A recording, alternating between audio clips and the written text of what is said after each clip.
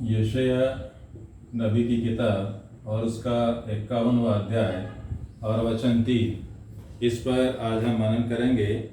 यहाँ पर यशाया नबी ने परमेश्वर के जो चुने हुए लोग थे, इजरायली लोग थे, उनको एक बात का स्मरण दिलाते हुए कहा। दूसरे वचन में लिखा है, अपने मूल पुरुष अब्राहम और अपनी माता सारा पर ध्यान करो।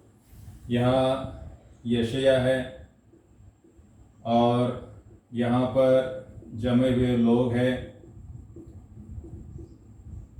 और यशाया नबी उन्हें कहता है कि तुम क्या करो, ध्यान करो। किस पर ध्यान करो? अपने मूल पुरुष अब्राहम और अपनी माता सारा, इन पर ध्यान करो। और जब वह अकेला था तब ही से मैंने उसको बुलाया और आशीष दी और बढ़ाया है। तो यहाँ पर यशाया नबी ये जो अब्राहम के संतान है उन्हें कहता है कि तुम्हारा जो मूल पुरुष है अब्राहम और सारा, इनकी ओर ध्यान लगाओ। जब परमेश्वर ने इन्हें बुलाया था, परमेश्वर ने जब उन्हें चुना था, तब वो अकेले थे, उनकी कोई संतान नहीं थी, लेकिन परमेश्वर ने उन्हें आशीष दी कि मैं तुम्हारी संतति जो है, तुम्हारी संतान को रेत की तरह बढ़ाऊंगा। और उसके बाद परमेश्वर का वचन उनके जीवन में कैसे पूरा हुआ, इसको हम देखते हैं। तो यशाया नबी लोगों को, मतलब अब्राहम के संतान को कहता है कि तुम्हारा जो मूल पुरुष है अब्राहम, तुम्हारी जो मूल माता है सारा, इनकी ओर ध्यान लगाओ। जब परमेश्वर ने उन्हें बुलाया था तब वो अकेले थे, तभी से मैंने उसको बुलाया, आशीष दी और बढ़ा दिया है। तो परमेश्वर यशाया नबी इन लोगों को कहता है कि तुम क्या करो, ध्यान करो। और जो तीसरा वचन है, तीसरे वचन में भी इसी बात को वो कहता है, यहोवा ने सिय्योन को शांति दी है और उसके सब खंडहरों को शांति दी है। यशाया ने भी लोगों को कहता है कि तुम्हारा जो मूल पुरुष है अब्राहम, मूल माता है सारा, इनकी ओर ध्यान लगाओ। और ये जो सिय्योन है, सिय्योन को कैसे शांति दी है, इसकी ओर ध्यान लगाने के लिए कहा है। सिय्योन जिसको हम यरूशलेम के नाम से भी जानते हैं और आज इजराइल देश की उसे राजधानी घोषित किया गया है। परमेश्वर ने इससे शांति दी है। कैसे शांति दी है, क्यों शांति दी है? देखिए, वो कहता है, यहोवा ने सिय्योन को शांति दी है, उसने उसके सब खंडहरों को शांति दी है। ये जो सिय्योन देश है, ये इसके जो खंडहर है, खंडहरों को क्या किया है? परमेश्वर ने शांति दी है। यहाँ के जो खंडहर है उनको शांति दी है। और वो कहता है कि सिय्योन को शांति दी है और उसके सब खंडहरों को शांति दी है। क्यों परमेश्वर ने सिय्योन को शांति दी है और उसके खंडहरों को शांति दी है? क्योंकि ये एक ऐसा शहर था जिसको दाऊद ने और शलोमोन राजा ने बसाया था। और 300 साल के बाद नबूकदनेस्सर जो राजा था, बाबिल का राजा था, उसने सिय्योन पर आक्रमण किया और उसको पूरी तरह से बर्बाद कर दिया था। यरूशलेम के जो मुख्य जगह थी उसको जला दिया था, जो मंदिर था उसको जला दिया था, और जो भी मार्केट प्लेस होगा सबको उसने जला दिया था। और मंदिर में से जो सोना चांदी था वो सबको लूट कर वो चला गया था। तो ये जो सिय्योन था, दाऊद और सुलेमान राजा ने बड़ी मेहनत से और बहुत सारा पैसा खर्चा करके बनाया था। 300 साल के बाद जब नबूकदनेस्सर राजा ने उस पर आक्रमण किया तो इसको क्या कर दिया था? जला दिया था। और उसकी वजह से ये क्या हो गया था? खंडहरों में तब्दील हो गया था। ये पूरी तरह से उजड़ गया था। तो ऐसे उजड़े हुए शहर को परमेश्वर ने क्या किया है? शांति दी है। तो यशाया नबी कहता है कि ये जो शहर है, जो एक समय था बहुत सुजलाम फुसलाम था, बहुत अच्छा था, और उसमें बहुत कुछ अच्छा था, लेकिन बाद में फिर वो उजड़ गया था, खंडर हो गया था। लेकिन उसको भी परमेश्वर ने क्या किया है? शांति दी है। तो इसकी और परमेश्वर ये कहता है कि तुम क्या करो? ध्यान करो। आज अगर हम देखेंगे तो ये बहुत ही महत्वपूर्ण बात यशाया नबी ने की है, जो हमें भी लागू होती है। आज हमारा ध्यान किस ओर है, किन बातों की ओर है? यदि हम अपनी ओर देखेंगे, यशायाह नबी लोगों को क्या कहता है? क्या करो? ध्यान करो। किस ओर ध्यान करो? कि परमेश्वर ने अब्राहम को और सारा को कैसे चुना था और कैसे आशीष दी थी, इसकी ओर ध्यान लगाने के लिए कहा।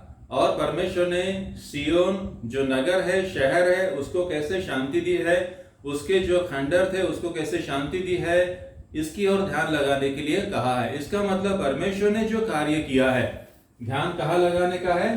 परमेश्वर के कार्य की ओर।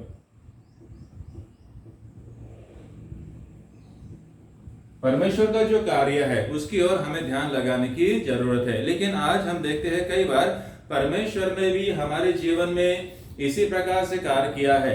जैसे सियोन को शांति दी है और सियोन के जो खंडर थे उसको शांति दी है, वैसे ही हमारा जीवन जो खंडर में तब्दील हो गया था बहुत सारे संकटों के कारण, मुसीबतों के कारण, रुकावटों के कारण, चिंताओं के कारण, तो परमेश्वर ने हमें भी शांति दी है। तो यशायाह नबी ने इन लोगों को जो कहा वो हमें भी लागू होता है। कई बार हमारा ध्यान परमेश्वर ने हमारे जीवन में जो कार्य किया है उसकी ओर नहीं होता है, और हमारे जीवन में जो कुछ कमियां होती है, हमारे जीवन में जो कुछ कमी घटी होती है उसकी ओर हम ध्यान लगाते हैं और हम कुड़कुड़ाते हैं। जैसे ये इजराइलियों के बारे में हमने देखा है, ये गलील समुद्र है, यरदन नदी है और ये मृत समुद्र है। यहाँ सियोन जिसको हम यरूशलेम कहते हैं, और यहाँ पर ये गाजा पट्टी है और ये इज़राइल देश है। और यहाँ से हम लोग क्या देखते हैं?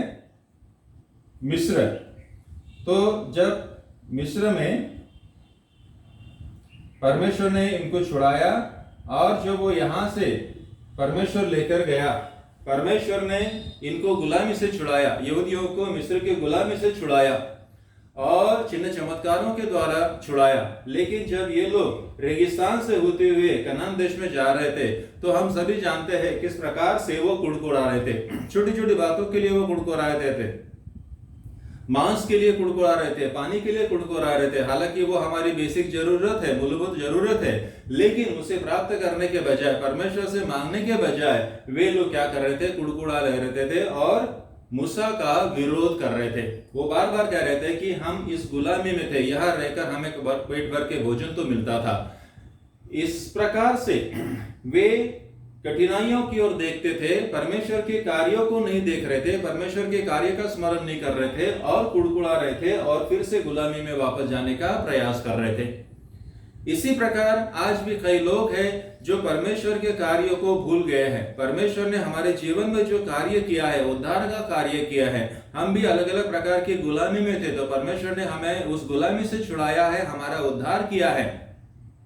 हम संकट में थे, मुसीबत में थे तो परमेश्वर ने हमें उसमें से छुड़ाया है, हमारा उद्धार किया है। लेकिन कितने बार हम उसका स्मरण करते हैं और कितने बार हम परमेश्वर को धन्यवाद देते हैं। यहाँ पर यशायाह नबी इन लोगों को यही कहता है कि इस प्रकार ये जो शहर खंडर हुआ है इसके बारे में शिकायत करने के बजाय, कुड़कुड़ाने के बजाय, परमेश्वर ने इस खंडर को, सियोन को कैसे शांति दी है उसका स्मरण करो, उसकी ओर ध्यान लगाओ और परमेश्वर का क्या करो? स्मरण करो, परमेश्वर को धन्यवाद दो।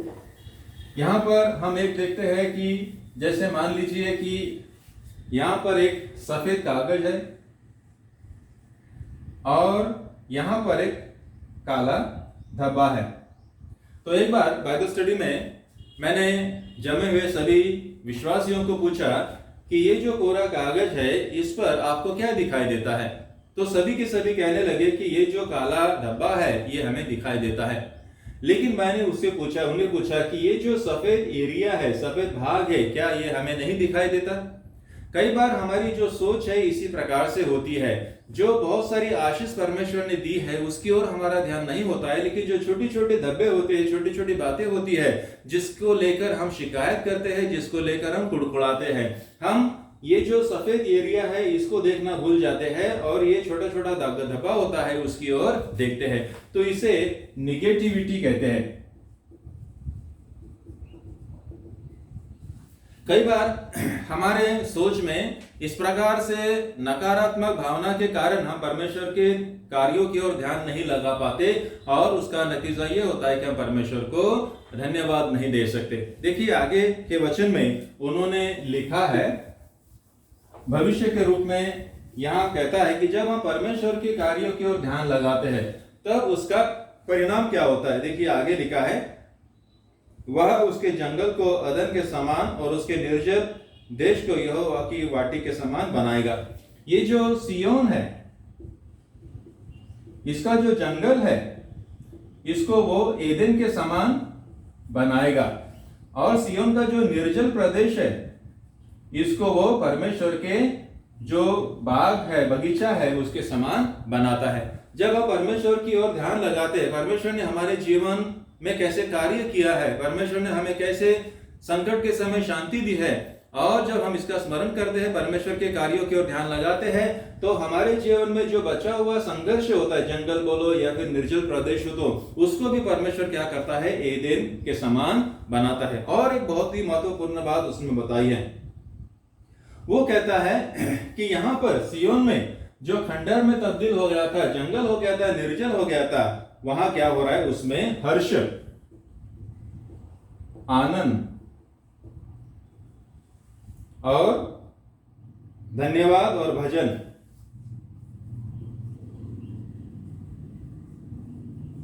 भजन गाने का शब्द सुनाई पड़ेगा।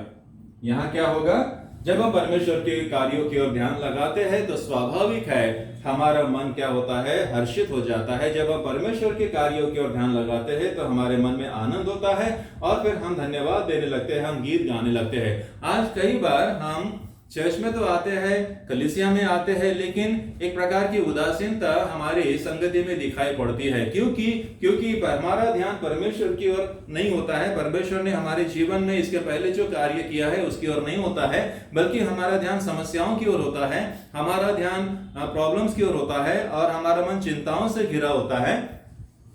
इसलिए हम चर्च में तो आते हैं, लेकिन कई बार हमारे चेहरे पर उदासीनता दिखाई देती है, क्योंकि हमारा ध्यान परमेश्वर ने हमारे जीवन में कार्य किया है उसकी ओर नहीं होता है, बल्कि समस्याओं की ओर होता है। इसलिए चर्च में आने के बावजूद भी हम परमेश्वर को धन्यवाद नहीं दे पाते, बड़े खुशी से हम भजन नहीं गा सकते, गीत नहीं गा सकते हैं और हमारे मन में आनंद और हर्ष नहीं होता है। इसलिए प्रियो, यदि हम चाहते हैं कि हमारे मन में, हमारे जीवन में हर्ष हो, हमारे मन में, हमारे जीवन में आनंद हो और हम परमेश्वर को धन्यवाद दे, परमेश्वर ने हमारे जीवन में या फिर हमारे पुरखों के जीवन में जो कार्य किया है, उद्धार का कार्य किया है, उसको ध्यान करें, तो स्वाभाविक है हम बड़े उत्साह और आनंद के साथ परमेश्वर का स्तुति कर सकते हैं और परमेश्वर इससे भी बड़े बड़े कार्य हमारे जीवन में कर सकता है। तो आज का जो लेसन था वो हमें ये बताता है कि यशायाह नबी ने यहाँ जमे हुए लोगों को तीसरे वचन में, दूसरे वचन में जो कहा